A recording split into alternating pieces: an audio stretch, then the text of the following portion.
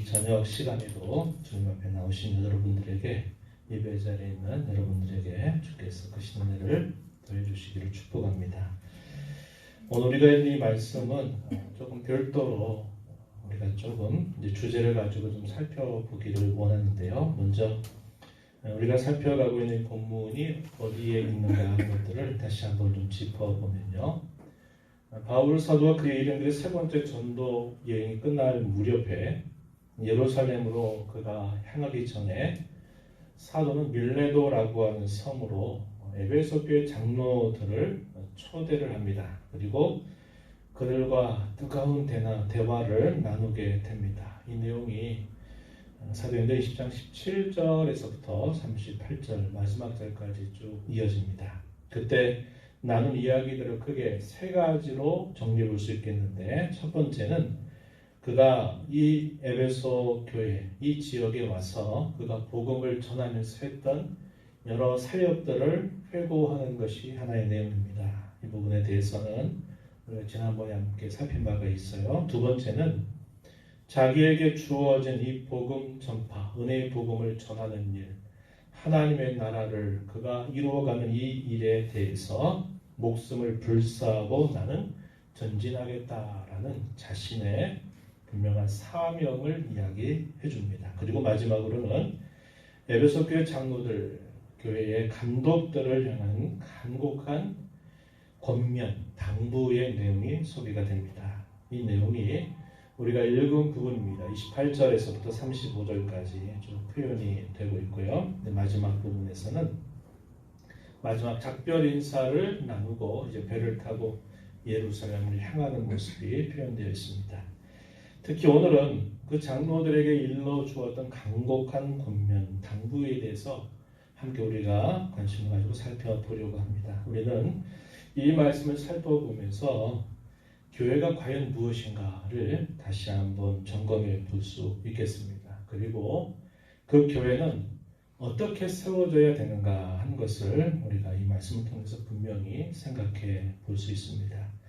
오늘도 이 말씀을 함께 나누는 저와 여러분 모두에게 성령께서 그 은혜를 더해주시길 바랍니다.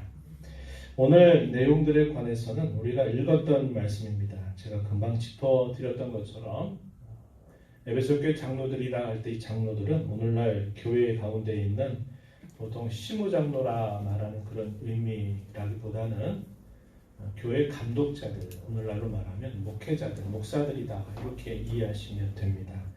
그들을 향한 권면의 내용들과 간곡한 당부의 내용들이 쭉 소개가 됩니다. 그래서 그 권면의 내용들에 대해서는 어떤 내용들이 소개가 되냐면 장로들, 그들이 감독자로서 자신들이 꼭 지켜야 할 부분이 무엇인가를 사도는 그들에게 일깨워 줍니다.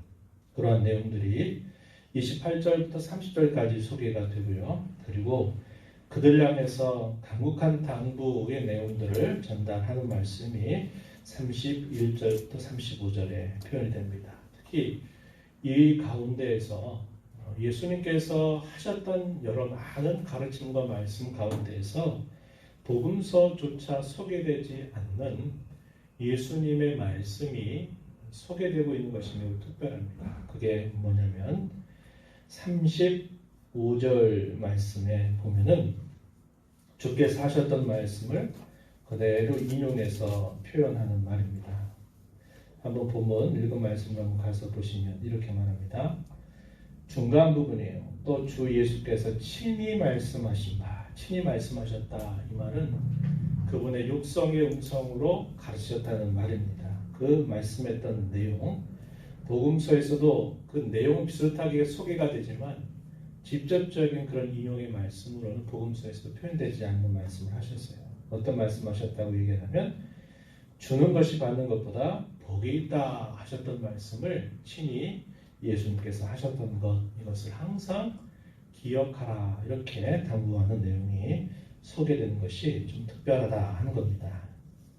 이런 당부의 이야기들을 전달하고서는 마지막으로 이제 작별을 하면서 배를 타고 예루살렘으로 향해서 떠나가게 되는데 그 떠나가는 장면이 눈물겨운 그런 장면임을 소개해 줍니다. 무릎을 꿇고 함께 하나님 앞에서 간절하게 기도를 올리죠. 그리고 함께 눈물로 울면서 그들 한 사람 한 사람이 바울의 목을 안고 입을 맞추면서 작별 인사를 하게 됩니다. 다시 못 볼 수도 있겠다라고 하는 말을 들었던 이 장로들은 더욱더 애절한 마음을 가지고 이 사도와 마지막 인사를 나누게 됩니다. 그리고 배에 타는 데까지 함께 환송을 하면서 사도를 보내주는 모습이 36절에서부터 38절까지 소개가 되고 있습니다.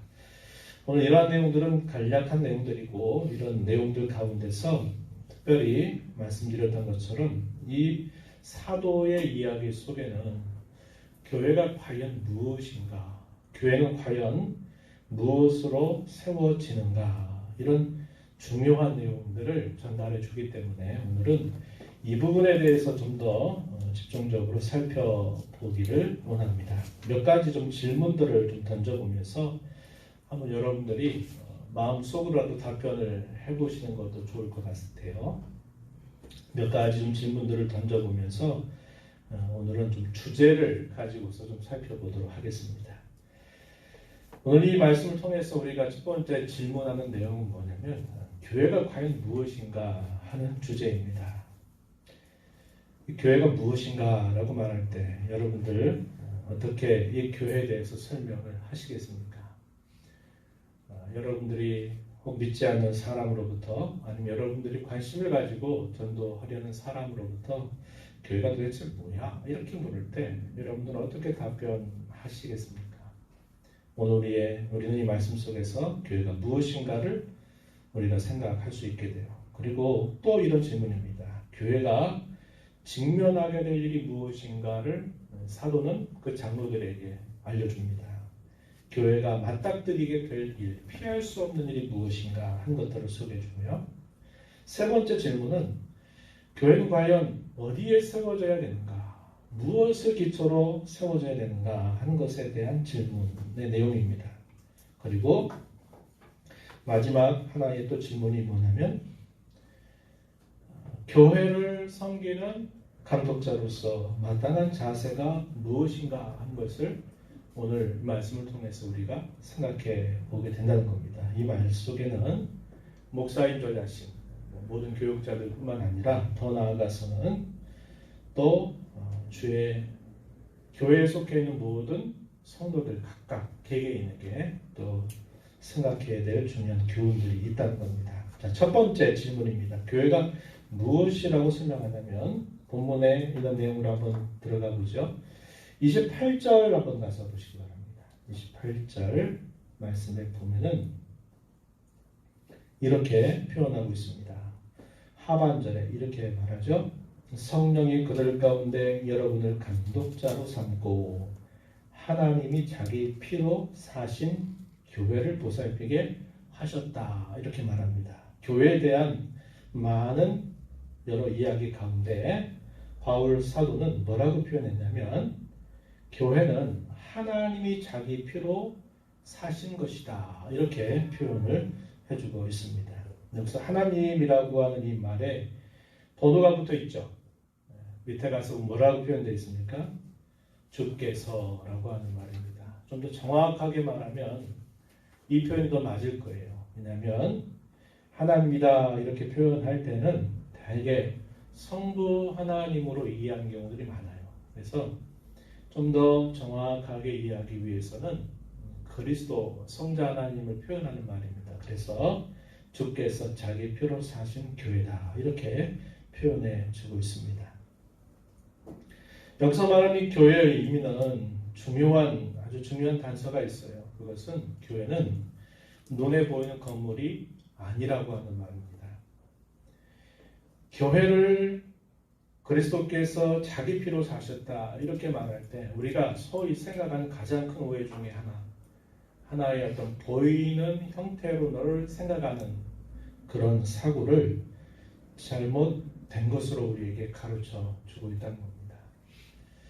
교회를 자기 피로 사셨다 이 말은 건물이나 눈에 보이는 것을 말하는 게 아니라 보이지 않는 그 교회를 이루는 구원받은 성도 각 개인들을 표현하고 있는 말이다 하는 겁니다. 그래서 늘 중요하게 생각해야 될 부분은 바로 그거죠. 교회는 눈에 보이는 건물이 아니라 구원받은 성도들을 뜻한다라는 사실입니다. 이거 하나가 굉장히 단순한 이야기처럼 보이지만 이 이야기를 좀 곱씹어 보게 되면 굉장히 많은 적용들이 나타나게 돼요. 그래서 우리가 이것을 늘 생각해야 됩니다. 기회가 될 때마다 강단에서 이런 이야기들을 참 많이 나누었습니다. 교회 가자 이렇게 말하면 우리는 대개 어떻게 표현하냐면 여기 목 3동 721-8 여기에 이 장소를 항상 떠올리면서 교회 가자 이렇게 말해요. 우리가 늘상 사용하는 언어적인 습관인데 이 표현 속에는 우리가 그냥 통상적으로 말은 하지만 교회 가는 것이 아니죠.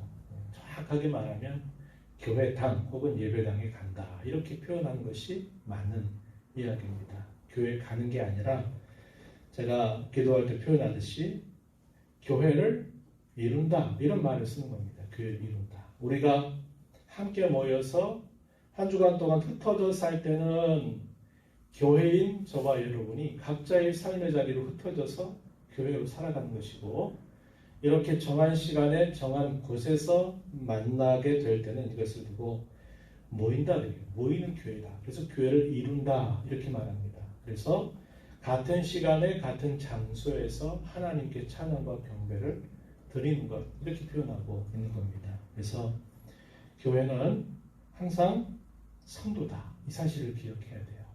이 성도가 모이고 교육하고 또 함께 교제하고 섬기고 봉사하는 데 필요해서 어떤 건물이나 장소를 우리가 필요로 하는 거예요.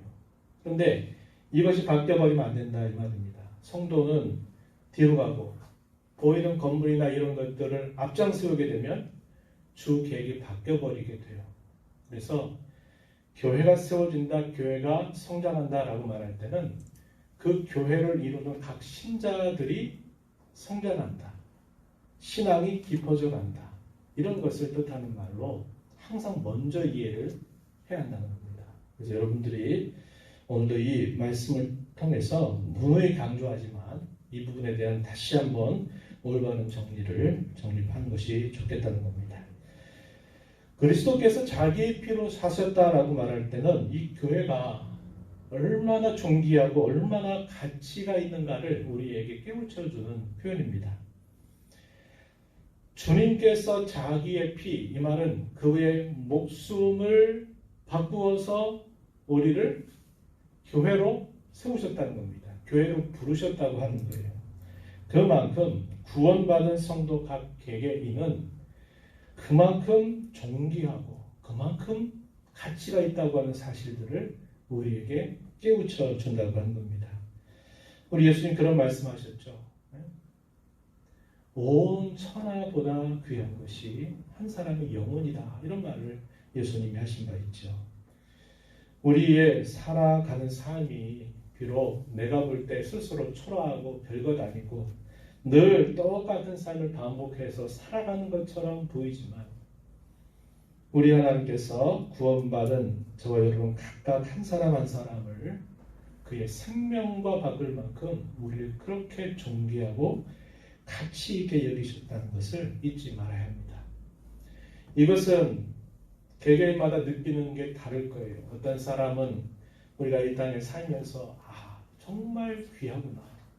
나 스스로 내가 볼 때 별것 아니지만 하나님이 나를 이렇게 존귀하게 보시는구나 하는 것을 경험하는 정도에 있어서는 여러 차이가 있을 거예요. 어떤 사람은 이 사실을 많이 경험하는 사람이 있는가 하면 어떤 사람은 이 사실이 이게 무슨 내용인가 그냥 막연하게 것이 느껴지는 사람도 있을 것입니다. 그러나 분명한 사실은 우리가 지금까지 보고 경험하고 느끼고 우리가 경험한 그 어떤 것보다도 주께서 우리를 온전하게 하실 그때가 되면 이 형용할 수 없는 놀라운 일을 우리가 보게 될 것이라고 성경은 약속하고 있다고 하는 것입니다. 그래서 그리스도 때문에 존귀하고 그리스도 때문에 우리는 가치 있는 사람이 되었다고 하는 사실을 잊지 말고 우리의 존귀함과 가치를 세상 사람들에게 별것 아닌 것처럼 그것을 여기고 별것 아닌 거에 우리의 이 존귀와 가치를 빼앗겨서는 안 된다고 하는 겁니다.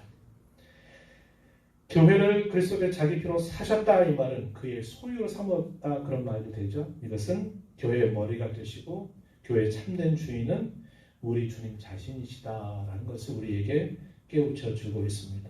교회는 어떤 개인의 소유가 될 수 없어요. 그것은 교회를 이루는 모든 신자들은 다 그리스도에게 속한 사람들이다라는 사실입니다. 그것을 잘 이해하기 위해서 몸과 그 몸을 이루는 지체라는 것으로 교회를 소개하고 있고 그 몸의 머리로서 우리 예수님이 바로 머리가 되신다는 사실을 성경은 우리에게 표현하기도 한다는 겁니다. 오늘 이 말씀을 통해서 이 곱씹어오면서 이런 몇 가지 이야기를 했어요. 교회는 건물이 아니라 성도라고 하는 사실, 교회의 존귀함과 가치는 그리스도의 생명과 맞바꿀 만큼 존귀하고 가치 있게 여기셨다고 하는 사실, 교회의 참된 주인은 우리 주님 자신이다라는 사실을 우리가 이 표현을 통해서 확인하게 됩니다. 두 번째 질문입니다. 교회가 직면할 일이 무엇이라고 사도가 설명하냐면 우리가 읽은 본문 29절과 30절 말씀에서 확인할 수 있어요. 교회가 직면할 일에 대해서 바울 사도는 이렇게 말합니다. 거짓된 교사들, 그것을 비유적으로 사나운 이리라는 말로 사용했어요. 29절에 보면 사나운 이리가 여러분에게 들어와서 이렇게 표현합니다. 그 교회가 직면할 일에 대해서는 사나운 일이, 다시 말해서 거짓 선지자나 거짓 교사들이 찾아올 것이라고 이야기합니다. 그들은 양떼를 잘못된 길로 인도할 뿐만 아니라 그 양떼를 아끼지 않는다라고 사도가 이야기해 줍니다. 양떼를 아끼지 않는다. 이 말은 성도들을 아끼지 않는다라는 겁니다. 그들의 목적은 뭘까요? 그 양떼를 통해서 자기들의 유익을 얻는 것입니다. 여기 목적이 있어요. 우리가 에스겔서를 쭉 읽으면서도 살펴보았고 또 예를 들어 목회 서신으로 우리가 잘 알고 있는 디모데서도 보게 되면 자기의 유익을 위해서 경건을 이익의 재료로 삼는 자들에게서는 돌아서야 된다. 이런 말씀을 힘주어 강조한 바가 있어요. 사나운 일대 거짓된 교사들이 잘못 가르치고 잘못 인도하고 이 양떼들을 아끼지 않고 결국 자기 자신의 유익을 위해서 언제든지 수단으로 사용하는 그런 일이 있게 될 것이다. 그들은 이렇게 교회에 찾아와서 하는 그들의 목적은 뭐냐면 그들 가운데 있는 진리의 말씀을 빼앗는 것임을 우리에게 가르쳐 주고 있다고 하는 겁니다. 그러면 세 번째 질문 이겁니다. 교회는 어디에 세워져야 될 것을 가르쳐 주는가? 어디에 세워져야 된다고 가르쳐 줄까요? 하나님의 말씀입니다. 진리 위에 교회는 세워져야 한다는 것을 분명하게 가르쳐 줘요. 이 부분에 대해서는 우리가 오늘 이 말씀만 아니라 히브리서 여러 말씀들을 통해서 함께 보충해서 우리가 이 표현들을 이해할 수 있을 것입니다. 우리가 읽은 본문 가운데 32절 한번 가서 보시면은 바울 사도가 그 감독자들 그리고 그 모든 성도들을 향해서 이렇게 표현을 했죠. 32절 말씀 한번 다시 보세요. 지금 내가 여러분을 주와 및 그 은혜의 말씀에 부탁한다. 위탁한다. 맡긴다. 그런 말입니다. 맡긴다. 그 말씀이 여러분을 능히 든든히 쓸 것이고 거룩하게 하심을 입은 모든 자, 성도들을 말하는 표현이죠. 성도들 가운데 기업이 있게 하실 것이다. 뭐가 그렇게 한다고 말합니까? 은혜의 말씀이 여러분들을 든든히 세울 것입니다. 성도들 가운데 기업이 있게 할 것입니다. 라고 말하면서 이 하나님의 말씀이 어떠한 유익을 그들에게 가져다 주는지 바울 사도는 분명하게 이야기하면서 자신이 떠나가는 그 자리에 주님께 그리고 그의 은혜의 말씀에 맡긴다, 위탁한다 이렇게 설명을 해주면서 이 교회에 있어서 아주 중요한 것이 뭐냐면 이 은혜의 말씀이다라는 사실을 사도가 가르쳐주고 있다고 하는 것입니다. 주님의 교회는 반드시 그 말씀 위에 털을 닫고 그 말씀 위에 세워져야만 된다라는 사실을 사도는 에베소 교회 장로들에게 감독자들에게 아주 누누이 강조하면서 간곡하게 당부를 해줍니다. 우리가 이 말을 여러 가지로 생각해 볼 수 있어요. 여러분들이 좀 몇 가지 말씀들을 보시면서 한번 좀 돌아보고 또 다시 한번 정돈하는 시간이 좀 되었으면 좋겠어요. 한번 우리 성경 뒤로 한번 가봅니다. 히브리서 5장으로 한번 가볼게요. 신약 성경 히브리서 5장으로 한번 가보겠습니다. 357쪽 전입니다. 히브리서 5장 11절이란데요.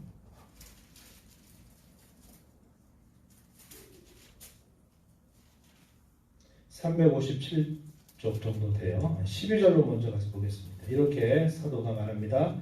때가 오래되었으므로 너희가 마땅히 선생이 되었을 터인데 너희가 다시 하나님의 말씀의 초보에 대하여 누구에게서 가르침을 받아야 할 처지에 있다. 이렇게 말합니다. 시간적으로는 마땅히 이 말씀에 능한 선생이 되기에 충분한 시간들이 지나갔음에도 불구하고 다시 하나님의 말씀의 초보, 기초에 대해서 다시 가르침을 받아야 할 상태다. 안타까운 사도의 마음이 표현되어 있는 말씀이죠. 이 말씀은 무슨 말일까요? 여기서 강조하는 것은 어린아이와 같은 사람이 있고 또 장성한 사람과 같이 또 그런 사람이 있다. 이렇게 소개를 해줍니다. 여기서 말한 어린아이는 좋은 의미로 표현하는 말은 아니에요. 안타까운 마음으로 표현하는 겁니다. 어린아이의 특징은 자기가 단단한 음식을 먹을 수 없고 그것을 이렇게 가늘게 충분히 소화할 만큼 그것을 썰어서 먹기 좋게 해줘야만 그것을 먹고 성장한 겁니다. 그러나 장성한 성인의 경우는 어떠합니까? 단단한 음식이라도 그것을 씹어서 각 몸에 필요한 양분을 공급받게 된다는 겁니다. 시기적으로나 여러 가지 면으로 봤을 때는 그들은 장성한 자가 마땅함에도 불구하고 아직도 어린아이의 처지에 놓여 있다라는 사실을 분명하게 이야기해 주죠. 신앙의 성장은 무엇과 반드시 비례하게 되어 있느냐? 하나님의 말씀을 깨닫는 것과 신앙은 반드시 비례하게 되어 있다는 것을 우리가 생각하게 되는 겁니다. 그래서 우리가 교회를 이루고 있는 성도로서 이 하나님의 말씀이 참 중요한데 그러기 위해서 우리에게 요구되는 첫 번째 자세는 뭐냐면 하나님의 말씀을 깨닫기를 힘써야 한다 하는 겁니다. 힘써야 한다 이 말이죠. 우리가 앞에서 읽었었던 2차 전도 여행 때 예를 데살로니가 지역에 사도가 갔을 때 그리고 그 다음에 갔었던 베레아라고 하는 지역에 갔을 때 그들에 대한 사도의 칭찬이 있었죠. 그것이 그들이 하나님의 말씀을 받는 데 있어서 매우 신사적이다 이렇게 표현합니다.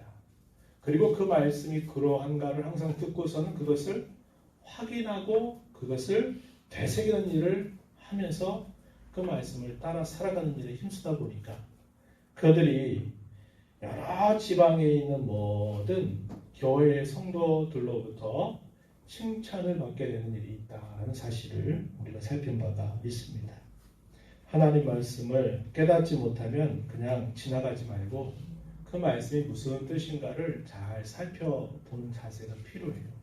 모르면 물어보기도 하고 요즘에는 또 여러 많은 이런 자료들이 있잖아요. 그런 걸 통해서 말씀이 무엇을 이야기하는가를 깨닫는 일에 우리가 힘을 기울여야 한다는 겁니다. 우리의 신앙은 이 말씀을 깨닫는 정도와 반드시 비례하게 되어 있다는 것을 우리가 이걸 통해서 정리하게 돼요. 자, 한 장을 좀 넘겨볼까요? 히브리서 6장으로 한번 가봅니다. 16장에서도 뭐라고 이야기했냐면 1절, 2절 이어지는 말씀인데 2절 끝부분에 이렇게 말하죠. 교훈의 털을 다시 닦지 말고 완전한 대로 나아갈지라 이렇게 말합니다. 나아갈지니라 이렇게 말합니다. 그리스도 도의 초보에 대해서 소개하고 그 터만 계속 똑같이 그 터만 닦지 말고 그 털을 바탕으로 해서 더 온전하게 더 완전한 대로 나아가도록 힘써라 이런 표현을 사도가 해주고 있습니다. 히브리서 4장 12절 말씀 가서 보면은 또 우리가 잘 암송하고 있는 말씀이기도 하죠. 하나님의 말씀이 어떠한 능력이 있는가라는 사실을 소개할 때 이 말씀을 우리가 자주 보죠. 하나님의 말씀은 살아있고 활력이 있어 좌우의 날선 어떤 것보다도 예리하여 혼과 영과 및 관절과 골수를 찔러 쪼개기까지 한다. 마음의 생각과 뜻을 판단한다. 이렇게 말합니다. 시편에서는 뭐라고 표현을 했냐면 예전에 그 말씀 살펴보면 이렇게 표현했어요. 시편에서는 하나님의 말씀이 정리하다 이렇게 표현을 하기도 합니다. 하나님 말씀 정리하다 이 말은 대단히 세밀하다는 거예요. 세밀하다. 그냥 막연하게 이런 게 아니라 그 말씀을 대하면 대할수록 그 말씀이 아주 세밀하고 아주 구체적이고 자세하다라는 말씀을 해주는 겁니다. 여기 우리가 읽었던 4장 12절에서는 그 하나님의 말씀이 혼과 영과 및 관절과 골수를 찔러 쪼개기까지 한다.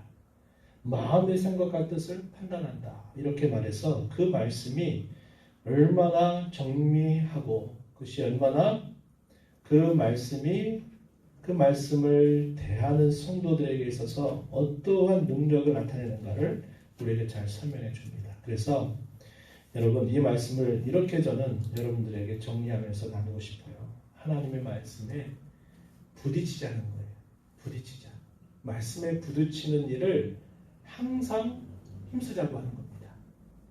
우리가 교회를 든든하게 세우고 우리가 교회로 든든히 우리 자신 설 뿐만 아니라 함께 든든하게 교회로 서 가려면 우리에게는 하나님의 말씀을 잘 깨닫는 것만 아니라 그 말씀을 내가 부딪히는 거예요. 그래서 말씀을 여러분들이 읽으실 때나 설교를 들으실 때나 공부할 때나 그 말씀이 내게 와서 나를 내 세세한 부분들의 그 말씀으로 나를 부딪혀달라고 이렇게 우리가 기도하는 자세를 갖는 것이 대단히 중요하다는 겁니다. 우리가 잘 아는 예레미야 선지자는 그런 표현했죠. 주의 말씀이 방망이 같이 아니하냐 부셔서 우리를 때리고 하는 그런 방망이로 하나님의 말씀을 비유하기도 했다는 겁니다. 그래서 말씀에 부딪히는 자세를 갖 때 소극적인 자세보다는 적극적인 자세를 갖는 것이 좋습니다. 내가 우연찮게 말씀을 들었는데 그 말씀이 내가 어떤 부분하고 이렇게 부딪혔다 그럴 때가 있죠. 여러분 말씀을 들으시거나 읽으실 때 그럴 때가 있어요. 근데 그것은 나는 이렇게 있는데 말씀이 나를 와서 때렸다 이런 의미죠. 그런데 좀 더 적극적인 자세를 갖자고 한 겁니다. 말씀을 읽을 때 그 말씀을 들을 때 오늘도 하나님이 내게 말씀으로 나를 때려주세요. 나를 어떤 분들은 만져주세요. 이런 표현으로도 사용하기도 하는데 그 말씀과 부딪히는 일이 우리에게 항상 있도록 힘쓰자고 하는 겁니다. 또 조금 앞으로 가면 4장 2절 말씀에 보면은 또 뭐라고 말씀에 대해서 가르쳐 주냐면 이렇게 말합니다. 4장 2절 말씀 한번 우리 읽어볼까요? 우리 한 목소리로 읽어봅니다.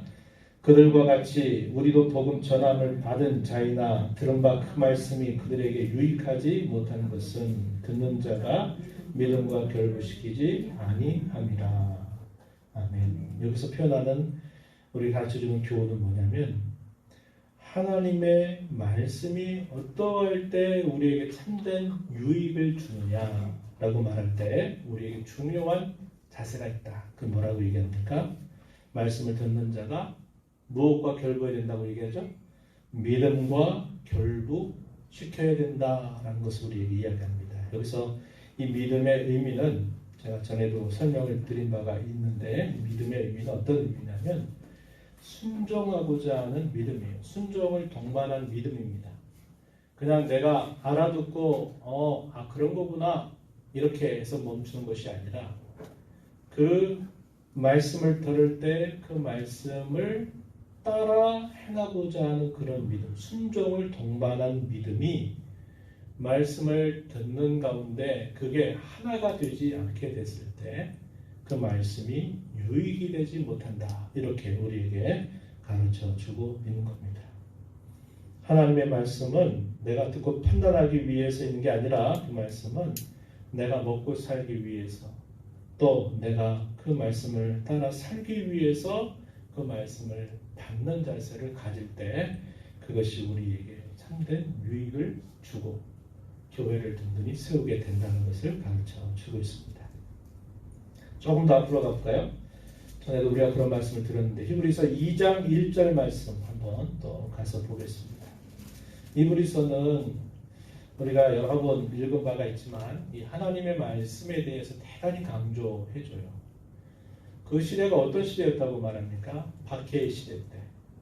그 박해를 견디지 못해서 다시 옛날 유대의 종교로 돌아가고 다시 자신들의 종교로 돌아가는 배교가 거세져 가고 있는 그런 시대 속에서 그 성도들을 붙잡아 주기 위해서 쓰게 하신 말씀이에요. 이게 히브리서인데 이 히브리서가 대단히 강조하는 게 이 하나님의 말씀에 대해 강조하고 있다는 겁니다. 2장 1절 역시 한 목소리로 읽어봅니다. 그러므로 우리는 들은 것에 더욱 유념함으로 우리가 흘러 떠내려가지 않도록 함이 마땅하니라 이렇게 말합니다. 아까 제가 그런 말씀을 나눴어요. 에베소 교회에 사도가 떠나가고 나게 되면 거기에 사나우니가 너희를 찾아와서 양떼들을 아끼지 않을 것이다 라고 사도가 에베소 장로들에게 이야기를 했어요. 그들이 와서 하는 일이 뭐냐? 결국 자기의 유익을 구하고 그들로 하여금 이 진리의 말씀을 비틀어뜨리는 거예요. 왜곡시키는 거죠. 그리고 그것을 곡해하게 만들고 그래서 그 말씀을 그들 가운데 빼앗아 버리는 겁니다. 히브리서 2장 1절 우리가 읽은 이 말씀에 보면은 들은 것에 더욱 유념함으로 우리가 흘러 떠내려가지 않도록 함이 마땅하다. 하나님의 말씀 들은 것을 이렇게 흘려 떠내려 보내지 말라라고 이렇게 말하는 겁니다. 말씀을 빼앗긴다라는 의미를 우리가 여러 가지로 생각할 수 있는데 그 중에 하나가 이 표현입니다. 말씀이 흘러 떠내려가지 않도록 우리가 쉽게 하는 말 한 귀로 듣고 한 귀로 흘려보낸다. 그런 말 우리가 통상 사용하죠. 하나님 말씀을 잘 간수하는 자세를 가질 것을 우리에게 가르쳐 줍니다. 거짓된 교사들이 혹은 그들을 사용해서 사탄이 주의 교회를 허무는 방식이 몇 가지 있어요. 제가 몇 가지 좀 말씀드려볼게요. 이런 게 있습니다. 하나님의 말씀에 대한 무지와 무관심을 갖게 하는 거예요. 말씀을 들어도 아까 얘기했지만 깨닫지 못하면 뭐 무슨 말인지 모르겠네. 그냥 지나가 버리는 거예요. 무지한 겁니다. 그리고 또 더 큰 문제는 그 말씀에 대해서 별로 관심이 없게 만드는 거예요. 교회당에 와서 하나님 앞에 예배하고 때로 성도들과 교제하고 섬기고 봉사하는 일이 우리에게 있는데 지금 코로나 때문에 우리가 그런 일들을 싹 못하고 있어요. 그런데 항상 교회당에 와서 그분의 말씀을 잘 듣고 그 말씀을 통해서 나를 비춰보고 또 그 말씀을 통해 내가 깨닫고 은혜 받고 내가 뭘 해야 될까를 살피지 않고 교회 와서 오늘은 누구 만나서 무슨 얘기 해야 되겠다. 오늘은 내가 여전도 회원 혹은 남전도 회원으로 오늘 할 일이 뭐다. 이런 거에 생각이 빼앗겨 있게 되면은 그 말씀이 들어오질 않게 돼요. 거기에 관심이 사라져버리게 된다. 이 말입니다. 그것을 조심해야 된다는 거예요. 그리고 또 성경은 뭐라고 말하냐면 우리의 말씀이 그 말씀에 대해서 무지하게 하는 중요한 원인이 그 뭐냐면 범죄. 죄를 범하게 되고 그 죄를 처리하지 않게 되면 우리의 마음이 딱딱하게 굳어져 가지고 그 말씀이 우리의 마음속에 잘 심겨지질 못하게 만든다 그래요. 그래서 우리가 그 말씀을 대할 때는 항상 먼저 참되고 진실한 회개가 동반되어야만 되고 그 말씀을 잘 듣는 준비를 우리가 해야만 된다 하는 것을 꼭 기억해야겠다는 겁니다. 또 어떻게 하냐면 말씀을 빼앗는 방법 중에 또 하나가 뭐냐면 하나님 말씀을 비틀어 버리는 거예요. 오늘 우리가 읽었던 이 사도행전 20장에서도 어그러진 말을 한다라는 말을 표현했어요. 사도행전 20장 30절 보면은 어그러진 말을 하는 사람들이 일어날 줄을 내가 안다. 이렇게 말할 때 어그러진 말을 한다 이 말은 진리의 말씀, 곧 하나님의 말씀을 비틀어뜨리는 거예요. 그러니까 이걸 왜곡시키고 곡해하게 만들고 오해하게 만들어가지고 그 말씀의 참뜻을 못 알아듣게 하는 겁니다. 그래서 결국 그 교회에서 성도들에게서 그 말씀을 빼앗아 버리는 일을 한다는 거예요. 또 우리가 조금 전에 읽었던 히브리서 2장 1절의 말씀처럼 말씀을 흘려 떠나버린다 이 말은 그 말씀을 간수하지 못하게 만드는 거죠. 망각하는 거, 잊어버리는 거예요. 근데 우리가 이런 실수를 정말 많이 반복하고 있다는 것을 알아야 합니다. 말씀을 잊어버려요. 망각해버려요. 이런 일들이 우리에게 너무나 흔하게 너무나 자주 일어나고 있는 사실이라고 하는 겁니다. 또 어떤 방법이 있을까요? 하나님의 말씀이 우리의 삶에 경험되지 못하도록 하는 거예요. 말씀은 듣고 알았어요. 그런데 그 말씀이 실제로 내 삶 속에 그 말씀이 어떻게 실제로 체험이 되고 경험되지 못하도록 막아버리는 일을 하는 겁니다. 우리가 아까 읽었던 말씀처럼 왜 하나님 말씀이 유익이 되지 못하냐? 거기에 순종을 동반한 믿음이 함께 결부되지 않게 되면 그것이 우리에게 유익이 되지 않는다. 그런 말씀을 하고 있는 겁니다. 그래서 우리가 교회를 이루고 그 교회가 든든하게 세워져 가고자 할 때는 이 하나님의 말씀을 바탕으로 굳건하게 서야만 되는데 이 말씀을 우리가 살폈던 여러 가지 모습들로 그 말씀을 빼앗기는 일들이 늘상 우리에게 일어나고 있다는 것을 우리는 주의 깊게 살펴볼 수 있어야 한다는 겁니다. 그리고 마지막 질문입니다. 바울 사도는 감독자로서 그 교회를 섬길 말씀의 일꾼으로서 어떠한 자세를 가지라고 권면하냐면 28절 이제 한번 우리 본문으로 다시 가서 보면은 이렇게 말합니다. 28절 읽었던 말씀 상반절 앞부분에 보면은 이렇게 말하죠. 여러분은 자기를 위하여 또는 온 양떼를 위하여 삼가라 이렇게 표현합니다. 여러분은 에베소 교회의 지도자들을 표현한 말이죠. 자기를 위해서 또는 온 양떼 교회를 표현하는 말이죠. 교회를 위하여 삼가라 조심해라 그런 말을 합니다. 감독자들 말씀을 맡은 자들이 쉽게 빠지는 큰 실수 중에 하나가 뭐냐면 저 자신도 마찬가지인데 이런 부분들이에요. 그 말씀을 자기 자신에게로 먼저 가져오는 일을 하지 않고 그 말씀을 설교하기 위해서 그 말씀을 가르치기 위해서 그 말씀을 대하게 될 때가 많다는 거예요. 그래서 자기 자신은 별로 생각하지 않고 먼저 성도들을 먼저 생각하고 성도들을 대상으로 해서만 그 말씀을 가르치고 전하게 될 수 있다는 겁니다. 이것이 말씀을 맡은 자들에게 있어서 항상 조심해야 될 매우 중요한 자세라는 것을 우리에게 가르쳐주고 있는 거예요. 자기 자신을 위해서 삼가고 또한 온 양떼, 교회를 위해서 삼가는 자세를 반드시 가져야 된다 이렇게 말합니다. 그리고 이 양떼 성도들과 관련해서는 31절 가서 보면은 이렇게 말하죠.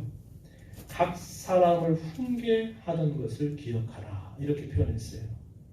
이 말은 뭐냐면 양떼 전체, 주의 몸된 교회를 이루는 모든 성도들을 전체적으로 말씀을 가르치고 전하는 일도 해야 되지만 그 성도 각각 개개인에 대한 그런 훈계들도 해야 된다는 것을 가르쳐 주는 표현입니다. 그러니까 일대 다수로 이렇게 하면 됩니다. 알았죠? 잘하세요? 그럼 잘 되면 하나님이 은혜 주십니다. 알아서 잘하세요. 이렇게 해서 1대 다수로만이 아니라 1대 1과 같은 그런 인격적인 관계를 가지고 각 신자들 개개인들에 대한 훈계하는 일들도 역시 중요하게 해야 될 일이다. 이렇게 가르쳐 주고 있습니다. 그래서 저는 목사로서 말씀 맡은 자로서 이런 자세를 굉장히 유념을 해야 되지만 여러분들께서 어떤 마음을 가져야 될까요? 목회자가 개인적으로 그냥 개인적인 용무차 이렇게 부른 일들이야 어떻게 하든 상관이 없지만 특별히 신앙과 관계에서 어떤 이야기들을 하고자 이렇게 어떤 만남을 갖거나 청하게 될 때는 거절하지 않는 것이 좋아요. 때로 그것이 부담이 되기도 하고 때로 그것이 여러 불편한 마음이 될 수 있을는지도 모르지만 그러나 하나님 우리에게 가르치시는 것은 그런 개인적인 어떤 신앙 권면 이런 것들을 여러분들이 피하는 것이 자기에게 유익이 되는 것이 아니라 그런 부분들에 대해서는 잘 듣고 그런 일들에 대해서는 잘 응하는 자세를 갖는 것이 바람직하다. 이렇게 성경은 우리에게 가르쳐 주고 있는 겁니다. 이것이 때로는 격려의 메시지가 될 수도 있고 때로는 위로의 메시지가 될 수도 있고 때로는 조금 무겁게 권면이나 경고의 말이 될 수도 있어요. 그것은 각 신자가 처해져 있는 그런 어떤 영적인 상태, 신앙적인 상태에 따라서 각각 다를 것입니다. 그럴 때 이런 자세를 갖는 것이 매우 중요하다라는 겁니다. 그래서 결론적으로 말씀드리면 하나님의 말씀에 대해서는 목회자 자신도 매우 신중하게 자신을 그 말씀을 통해 살펴보는 일을 해야 되고 또 성도들은 그 말씀을 대하는 일에 있어서도 역시 매우 신중한 자세를 가져야 되고 특별히 그 말씀을 가르치는 직분에 있는 종들 목회자나 교육자들에게 있어서 어떠한 가르침을 받을 때는 그것을 잘 듣고 살피는 자세를 갖는 것이 매우 중요하다. 그것을 우리에게 가르쳐 줍니다. 히브리서 마지막 장에 보면은 그런 말씀을 해요. 제가 그냥 소개만 해드릴게요. 히브리서 13장 7절 말씀에 보면은 이렇게 고면합니다. 하나님의 말씀을 너희에게 일러주고 너희를 인도하던 자들을 생각하며 그들의 행실의 결말을 주의하여 보고 그들의 믿음을 본받으라. 이 말 속에는 양쪽이 다 살펴봐야 되죠. 말씀을 전하는 목사나 교육자들은 어떻게 해야 되느냐. 말씀을 전하는 것만 아니라 그 말씀을 가지고 그가 살아가는 행실을 잘 드러낸 일에 매우 신중해야 된다. 이것을 가르쳐주고 말씀을 듣는 성도들에 향해서는 뭐라고 이야기합니까? 그 말씀을 잘 살펴보고 그 말씀을 따라 사는 목회자들이나 교육자들을 그들의 믿음을 잘 본받는 자세를 가지라고 이야기합니다. 그리고 23장 17절 조금 뒤로 가면 또 이런 말씀을 전달해 줍니다. 17절에 제가 읽어드릴게요. 너희를 인도하는 자들에게 순종하고 복종하라. 그들은 너희 영혼을 위하여 경성하기를 자신들이 청산할 자인 것 같이 하느니라. 그들로 하여금 즐거움으로 이것을 하게 하고 근심으로 하게 하지 말라. 그렇지 않으면 너에게 유익이 없느니라. 이렇게 말씀을 전달합니다. 말씀을 맡은 자로서는 아까 바울 사도가 얘기한 것처럼 내가 눈물로 각 사람을 훈계하는 것을 기억해라. 그런 표현과 비슷하게 신자 각 사람의 영혼을 위하여 경성하는 자세를 힘쓸 것을 가르쳐주고 또 말씀을 대하는 성도들은 말씀을 맡은 자들이 이런 일들을 즐거움으로 하게 할지언정 근심으로 하게 하지 말아라. 그러면 유익이 없다. 이렇게 이야기를 해주고 있습니다.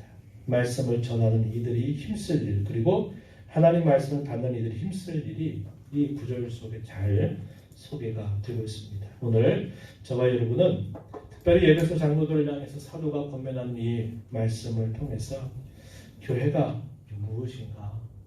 교회는 어디를 바탕으로 기초로 교회는 세워져야 되는가? 그리고 그 교회가 중요하게 세워진 데 있어서 그 하나님의 말씀이 갖는 그 자리와 위치가 참 중요한데 그 말씀을 어떠한 마음가짐과 태도를 가지고 대해야 될까 몇 가지로 함께 생각을 해보았습니다.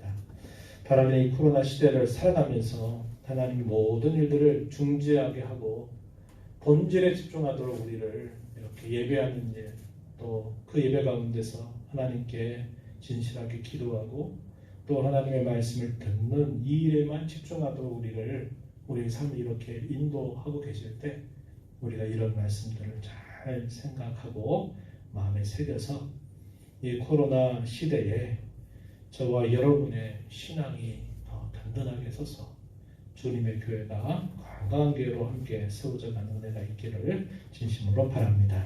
하나님 아버지, 오늘 저희들을 불러주셔서 오늘도 말씀하시는 하나님 앞에 또 말씀을 듣는 자로 저희들을 세워주심을 감사합니다.